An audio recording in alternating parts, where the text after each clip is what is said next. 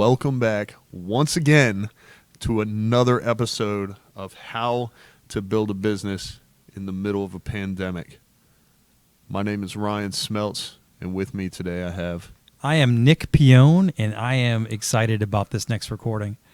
We're going to jump into branding today. So if you kind of take a step back, and we hope you're going through our catalog right now because, number one, I want you to kind of see some of the B-roll stuff that we did on the first episode and kind of getting to know myself and Ryan, because that's certainly part of our brand. There's a reason why we're drinking beer here, because if you haven't checked out the Business and Brews podcast, that kind of makes sense on why.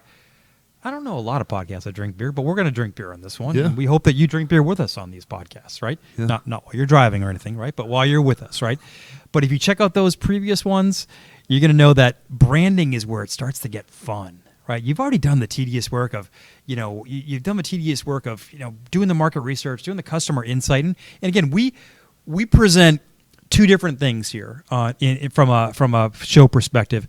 I spent 20 years in corporate America, held a various amount of positions, but a lot of it was around putting together these large strategic plans that were hundreds of pages and no one ever read, right? And I know, Ryan, you're a little different, right? Yeah. So I never really wrote a business plan until I talked to my buddy Michael. Yep. And Michael's a Marine. I was in the Army for 10 years, and he's like, he said SMEAC, so they have a little bit different of an acronym. I don't know what it stands for. Okay. But for us, it's a 5-paragraph op order, and he's like, your operations order is just your business plan. So just knowing each one of those paragraphs stands for something different. So tell me more about that, because I don't know about that. So When would you do that? Before every operation? Yeah, so it's kind of interesting. When you look at the military, there's the big picture, and then it goes down to each level, okay? Okay. So I had a platoon sergeant that used to say everything you do is a mission. Okay. Everything. Mm-hmm. So if you wake up in the morning, that's a mission. I got to get out of bed. I got to turn around. I got to make my bed. I got to brush my teeth, So that's an individual mission, but operations orders start from the highest echelon. Okay, so let's take, for example, the Operation Iraqi Freedom, because that's when I deployed. Okay, so for that entire operation, OIF, even though there were different rotations, like I deployed during OIF 0709, which just means I left and came back between 2007 and 2009. Okay. The entire Operation Iraqi Freedom has an operations order. Okay. Excuse me, the biggest difference is that it might change as it comes down. So obviously it says, the paragraphs of an operations order are situation, mission, execution, command and signal, service and support. Okay. And so those are the things you want to touch on. So the one for Operation Iraqi Freedom probably didn't change a whole lot during the entire war. Okay. There was probably a couple different stages. The specific timeline of when those were executed probably changed periodically, obviously. Okay. So next, you take a look at the major units that were in country. Okay. The ones that would maybe go over there like a division size, and they would establish a foothold like the different camps, the different bases, like VBC, which was Victory Base Complex. So that was several camps all kind of jam-packed together right by BIAP, which is Baghdad International Airport. So if we take a look at that, the biggest difference there is they're going to have, basically you would look at it like a smaller operations order, and that's going to cover their specific area, because maybe they're in this part of Iraq but not the other part. And then the other thing too is the soldiers that are a part of that operations order might vary, depending on the period of time. Okay. So as you just keep coming down, and so what happened is I deployed with company size element to Iraq in 2007. So for the entire deployment, for the 15 months, we had an operations order. Okay. But then we would also have an operations order for each platoon, because this platoon did air missions, this platoon did detainee operations, So under the umbrella of that large one, we had other ones. And then all the way down to every day we call it rolling outside the wire. Okay. Yep. So if we were going on a mission, a security detail, a route clearance mission, whatever the mission was, we would have an operations order for that mission. That would get disseminated to the squad leaders because normally we moved in squad size elements. Okay. And then he might get either information from the team leaders or already have that information.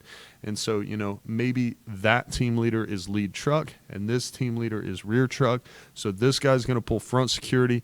This guy pulls up the 3 o'clock. This guy gets the 9 o'clock. Yep. And this guy's going to get the 6 o'clock. That creates your 360-degree security. So in the big picture, if we back up again to Iraq, that's not going to even identify that element.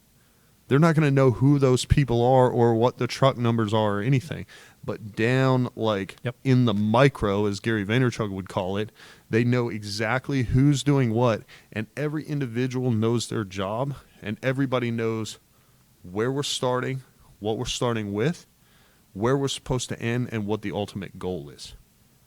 It's Business amazing. plan. It's amazing. And it's also, thanks for that coverage on that, because it never goes without saying thank you for your service, because, we all owe a debt to you in that. But as I was listening to you, it's almost the same thing as the corporate world, because you have to have an overarching strategy, right? So I'm assuming it was something like we're going to get rid of insurgency in Iraq, right? Yep. So we're not going to Iran, right? We're not going to Syria. We're staying in Iraq. So the overarching strategy. But when you walk through that, it also goes to say that you have a specific role versus the air wing guy or whatever, and that's where it needs to get tactical, but it all lines up to the overarching strategy. And there's been studies done, and we're going to talk about branding today, but if your strategy is not clear, meaning in strategy to me, and I spend a lot of time in strategic operations, strategy is about one thing, right? What do you need to do to win? So I could imagine in your scenario there, it's the insurgency, right? That's what you need to do to win, to get the objective. So keeping it simple is something that, even though our processes might be different, I always believe in keeping it simple. And if you know exactly what it is you need to do to win, then the conversation we're going to have today underneath that strategy about things like branding or the things we talked about on the other show, like market research, like funding, all just fall into place. That's all it is. Absolutely. Yeah. Absolutely. So basically, Nick, whenever, once I talked to my buddy, I was like, look, man, I'm trying to figure out where I'm headed and what I'm doing.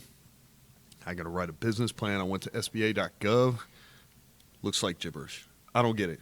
Yep. He was like, what do you mean? I was like, well, this says this, that, and the third. And it asked me about the corporate structure of the blah, blah, blah, blah. And he was like, look, we were out to lunch. We try to hold, regular meeting. Let's get together, have some lunch. What are you doing? What am I doing? I'm working on figuring out how I'm going to put together a business plan. He's like, dude, SMEAC. I was like, well, now you're speaking, because he's a Marine. I was like, now you're just speaking a different gibberish. He was like, operations order. I was like, oh, I get it now. Okay. So, situation, mission, execution, service and support, command and signal. That was it. I sat down. I was like, what's my situation? Do I have a business? Do I not have a business? Am I starting a business? What's it called? Where am I at? Right. Have I already started? Am I already running it? How many people work for me? Is it just me? What do I do? What do I sell? I sell books. How many do I have? I write all that down. Boom, boom, boom. And it creates, it's a 5-paragraph op order is exactly what it's called. So I just wrote 5 paragraphs. And as much or as little detail as I had to go into that is what I came up with. And as I started to do that and create indents and highlight things and edit it, I still have it to this day because I use Google Drive like it's my religion. And I still have all that. I have the first one I started. I didn't like it, so I put it over there. I make a copy. I start editing, and I just put it all on paper. And it just paints that clear picture. And it's like, okay. And if for nothing else than me, or to show other people, like, who is the bearded veteran? What does this company do? What is its purpose? What is your mission statement? Yes. Which is also part of that op order. So just creating that solid identity, Right. and identifying the ultimate goal or goals that the company has. And it all went in there. It's awesome. And I think about that is so pertinent of a topic today we're talking about. And what I love, and you can never say it enough, is that it doesn't matter what your process is. On paper, in your head, you got to have a similar process. You have to. I remember reading something on LinkedIn by Sarah Blakely, who founded the company Spanx, billion dollar company, right? She said, I've never written a business plan in my life. But I bet, same as you, if we sat down and talked to her today in this chair, and that would be really cool, by the way, if we actually get her to come work here on it. to Trek CBD, it'd be awesome. Just saying. If we could, she would probably walk through everything that we're talking about on this podcast series, but it might be in her head, it might be in a Post-it note, but it was somewhere. Yeah. Okay? So you just mentioned something about mission. So part of branding is, again, what are your strategy? What do you need to do to win? Whatever it is, and hopefully you've done your market research, you understand your customer, you understand who you're going to sell to, how you're going to sell to them, and all that. But what do you want your brand to speak to? And so much about that is mission, right? What does your company stand for? What are you in business to do, essentially? And that's your mission. Because before you can even, I think, land on a name and a logo and all that fun stuff, right? You got to figure out what it is, your mission. Yeah. What are your thoughts on that? So I think that is a living thing. Yep. I think it's living and breathing. I believe a mission statement is extremely important. I believe it identifies the key goals that you have for your business. Yep. And I believe that as you add or subtract people from that equation, that it changes and moves and molds, because obviously you're taking steps towards that ultimate goal consistently. Yep. But I mean, even if we look at an example such as, I'm going to use Walmart because I've actually had a job there before. Okay. I used to work for Walmart, and they would have crazy things like, huddles in the middle of the sales floor, which I thought was interesting. Mm-hmm. And if you look at it, there's a purpose behind all of that. And they also had a mission statement, and then they had a little chant or like a little chat thing they would do to build up energy and get people ready for the shift. And all of those things lined up with not only what the mission statement was, but the mission statement for Walmart isn't something that changed every day. It's what steps were taken to accomplish that mission that is something that changed constantly. And obviously, as me coming in there and getting a job there, that's one more person. Okay, so how do I contribute to that? So it makes people feel a part of the organization, mm-hmm. especially, I believe, when they understand what that purpose is, what their purpose is, what their contribution is to that overall mission. I love that, because we at Trek CBD, we kind of went back and forth about that for a while. Like, what do we really want to do? What do we want to stand for? What's our mission? And it has evolved. In a very short amount of time, it's evolved. But it's all been based off of, if I think about our mission, essentially right here, we knew that our customers were curious about CBD. We knew they were confused about CBD. We knew the marketplace was just so fragmented in terms of quality. There was a lot of quality all over the place, bad players in the game. People were charging outrageous prices, so the value was all over the place. And education was sporadic at best, because there's education out there, but you really had to dig for it, and have somebody be able to translate that to you could be a problem if you're just, an average consumer looking to find out information about why I should be taking CBD. So our mission, which has evolved, but we wanted to keep it simple in the fact that, why are we here, right? We want people to stress less, right? We want them to move more, and we want them to sleep better. Because those are the three things that we found out in research people are looking for. They want to sleep better, they want to reduce their anxiety, and at the same time, they're in pain as we get older, and they want to get rid of that pain, so they want to move around more, chase the grandkids, whatever. So we kept it simple around that, just those three things, right? Move more, stress less, sleep better. That was our mission. Our mission was to help people. How we're going to do it is in our plan, right? But our mission, that was at the center of our mission around there. And then it was, okay, well, before there even was a Trek CBD, what's the name? What's the brand going to stand for? So if we're going to take all that insight and funnel it into a name, we landed on what's behind us around Trek. And why Trek? Because Trek was about a journey to wellness. It's about people, taking a journey that's very personal towards wellness, because they want to do those three things. But even more so than that, we put those swooshes around it. And sometimes people are like, oh, that's kind of neat, whatever. But we did it for a reason in terms of the fact that we did it because it's about a journey, that circle to wellness. And we wanted the multiple brush strokes to kind of capture, it doesn't matter where you are on the journey, whether you're on a traditional route like I came from. I was in pharmaceuticals for 20 years, so traditional medicines.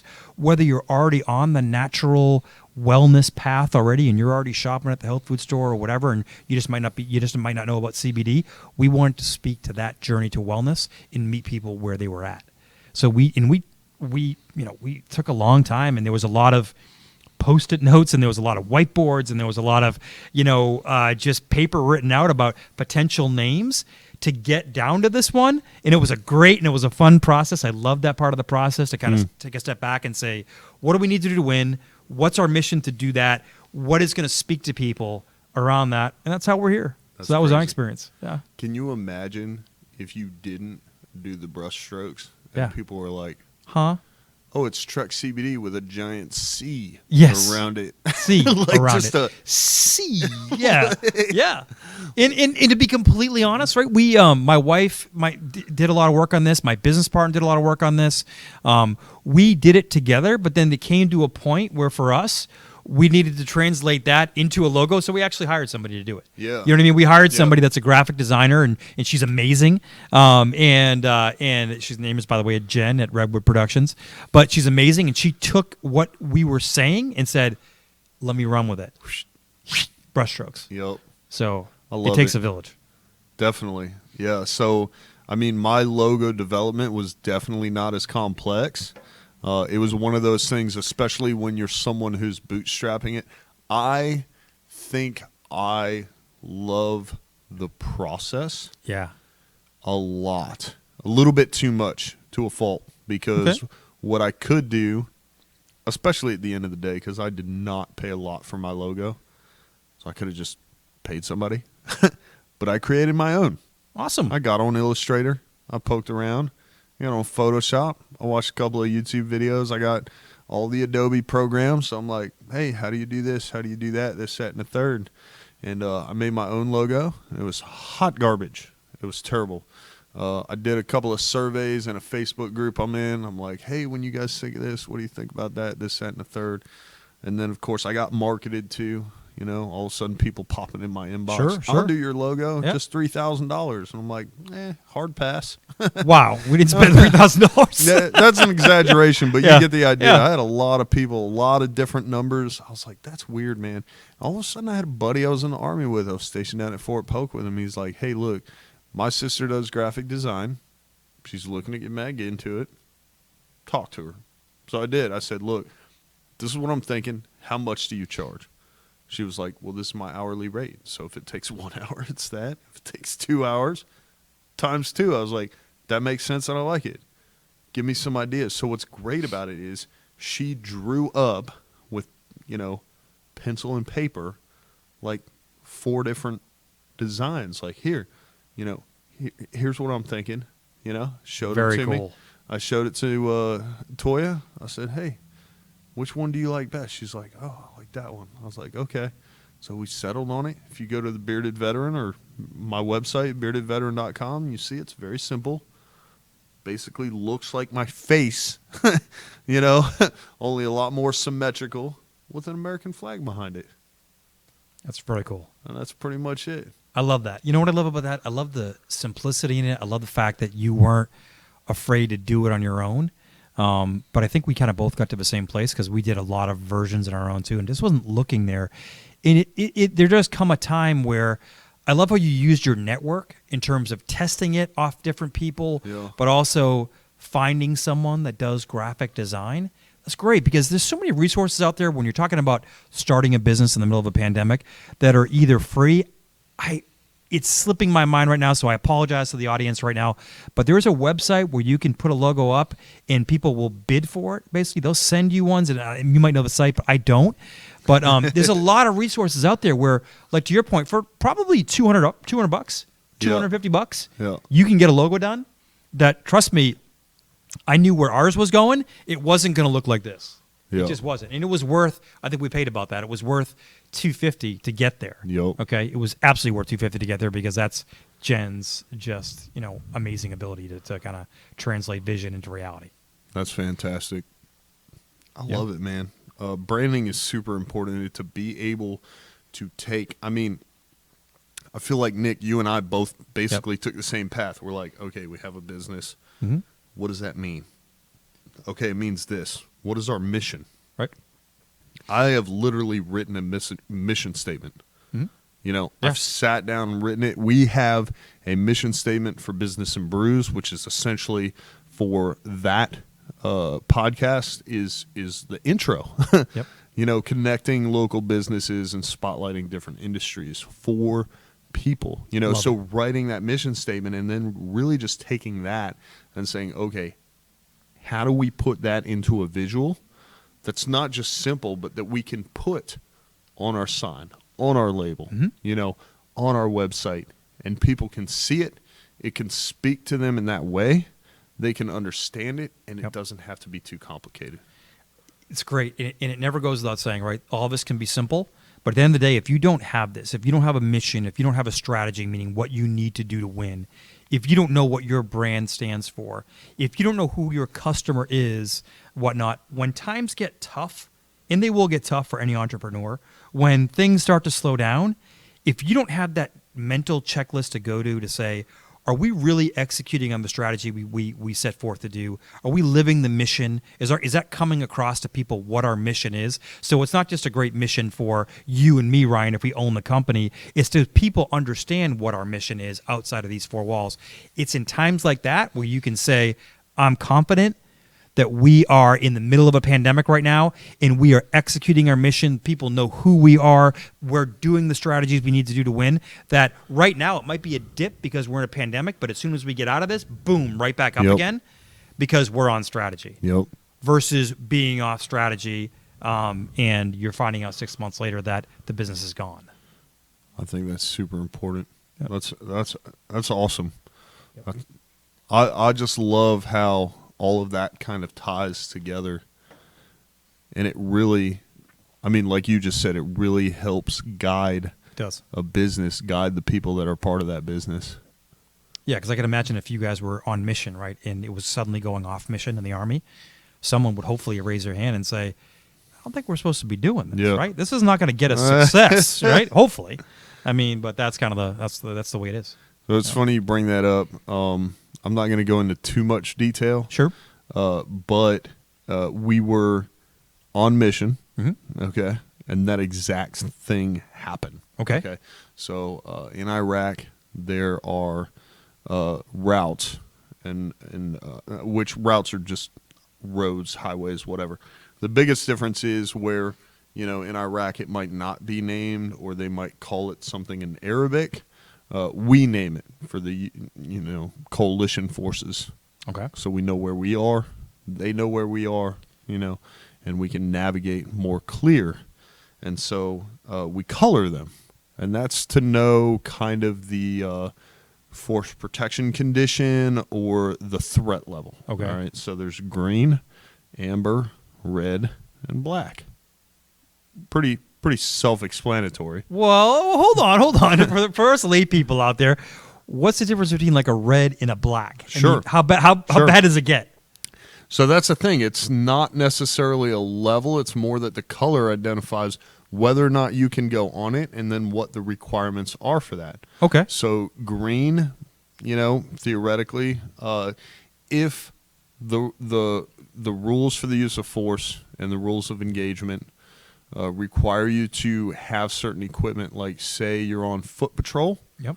And if you want to leave the wire, you have to have 12 people, full battle rattle, and your weapons. That means, your vest, which, has plates in it. That means your helmet. That means your gun, maybe knee and elbow pads, and a squad, right? You can just stroll down it. There is probably no IEDs. There might be, but probably not, Amber, we've seen some activity here, and obviously there's constantly people rolling around, right? So, somebody got blown up a week ago. There was an IED, Or 2 weeks ago, one of our route clearance teams spotted one. EOD showed up, detonated in place. It didn't hurt anybody. So be careful. You know, you're going out with 12 people, maybe no foot patrols, but we want you in trucks. No problem, right? Red is like something's blowing up every day here. Okay, so you not only need trucks, but you have to wait until our route clearance team, which is usually engineers, passes by, and then you can go in behind them. Speed limits might change. Might need to leave a little earlier because it might take a little extra time. And then these roads are blocked off because we want to restrict traffic flow in or off of the route. Okay, so that's red. Black, you don't go there. You don't. If the route is black, like you need higher approval. Okay. Not to mention the fact that part of all that op-order stuff I talked about before, people know where you're headed. So what I'm getting to is we went on a mission, and I don't know the colors of the different routes that we went on, Sure. but we had it all planned out. Then we're headed back, and all of a sudden somebody raises their hand via radio. Hey, what are we doing here? And the guy up front is like, oh, what do you mean? Like, we're just, we're headed back. And he goes, yeah, this part of the route is black. And everybody knew it. So he's like, why are we here? Why? The excuses that ensued were ridiculous. But, yeah, somebody raising their hand going, hey, we had a mission. We were supposed to accomplish it. This ain't part of it. And did they change? Oh, absolutely. Okay. Oh, absolutely. So I'm still here. I can only say wow, because you tell that story with such coolness that it's just amazing to me that was your world. And in business, the threats are completely different. But I'm just in awe of you and thankful for your service, because it's just amazing to me. It was entertaining. Yeah, I'm sure it was. Now, I'm sure now. Right. Wow. Outstanding. So that's branding, Nick. That's branding. That's exciting. I really hope that for everyone out there listening, we provided the value necessary and the two different perspectives on taking an approach to it and how figuring out that business plan and that mission statement play into developing a solid logo. Absolutely.